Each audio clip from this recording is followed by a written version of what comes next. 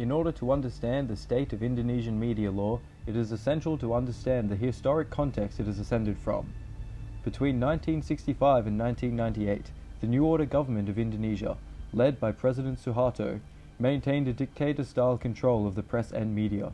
Toward the end of the 20th century, the people of Indonesia began to view Suharto as the cause of the extreme political and economic stress that had fallen over their beloved country. Finally, on the 21st of May, Suharto resigned, and Indonesia could begin to rebuild its legal landscape. The following are some such examples, and how they have failed. Law 40 of 1999 considers the freedom of the press, establishing it as one of the many embodiments of the sovereignty of the people.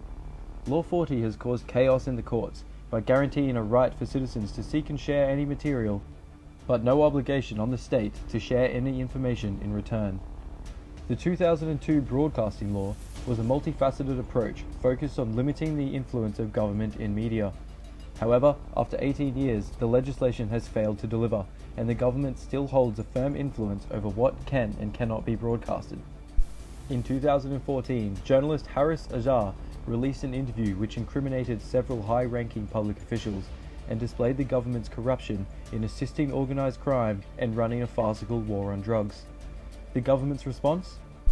An attempted cover-up and defamation suit against the journalist. Law number 19 of 2016 allows the government more autonomy when dealing with electronic information and internet data. This allows the government to censor anything they deem as disseminating information that breaches the law, triggering outcries about dangers to democracy. And as recently as 2018, a law was passed allowing the government more autonomy to pursue legal action against its critics. So where are we now? Before his inauguration in 2014, President Joko Widodo promised to work towards a free press in Indonesia. 6 years later, and there are claims he has not done enough. The authorities continue to act with a heavy hand to quell any tensions, such as the protests in West Papua in 2019, which saw the government cut access to the internet for citizens, apparently to accelerate the process of restoring the security and order situation in Papua.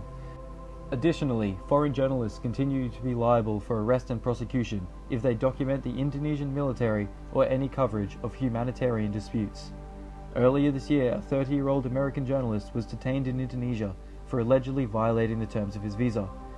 There have been over 50 similar violations recorded against just journalists within the year prior. In a statement, Amnesty International Indonesia labeled the arrest of Mr. Jacobson as an unacceptable attack on the freedom of the press. Indonesia is currently ranked at 119 on the World Press Freedom Index, and with Joko Widodo having been re-elected in May 2019, sparking colossal riots in Jakarta, the future is certainly unclear. It will be a long, arduous road to achieve true freedom of speech and media autonomy within Indonesia.